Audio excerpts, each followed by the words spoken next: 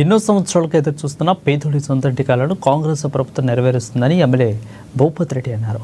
దర్పల్లి మండలంలో ఇంద్రమ ఇట్లను ఎమ్మెల్యే పరిశీలించారు. ఇక ఈ సందర్భంగా తల్లిదండ్రులు ఎమ్మెల్యేలకు ప్రత్యేక కృతజ్ఞతలు తెలిపారు. ఇక ప్రజల సంక్షేమమే ధ్యేయంగా కాంగ్రెస్ ప్రభుత్వం ముందుకు సాగుతుందని చెప్పారు. ఇక కాంగ్రెస్ ప్రభుత్వం చేస్తున్న అభివృద్ధిని చూసి ఓర్వలేక ప్రతిపక్షాలు దుష్ప్రచారం చేశారని మండిపడ్డారు. గత ప్రభుత్వం మాటలకే పరిమితమయ్యింది, కానీ కాంగ్రెస్ ప్రభుత్వం చేతుల్లో చూపిస్తుందని అన్నారు. రానున్న స్థానిక ఎలక్షన్లలో కాంగ్రెస్ పార్టీ నుండి ఎంపీటీసీ, జెడ్పీటీసీలను గెలిపించుకోవాలని పిలుపునిచ్చారు.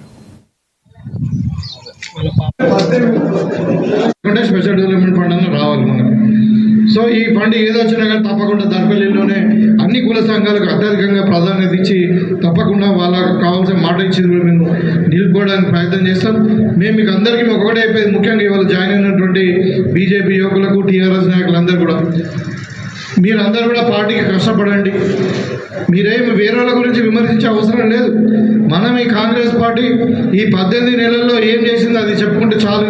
ఇవాళ సన్నబియ్యం ఇస్తున్నాం, చరిత్రలో ఎక్కడా లేదు.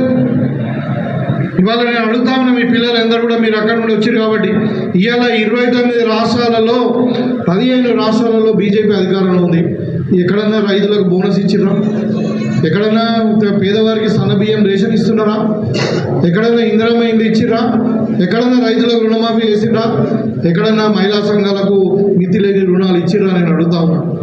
ఇది కాంగ్రెస్ పార్టీ సంక్షేమం ఒకవైపు, అభివృద్ధి ఒకవైపు, మరి అన్నిటికంటే ముఖ్యంగా కూడా ఇంకా చెప్పాలా, ఇవాళ సామాజిక న్యాయం. ఇవాళ 4 దళితులకు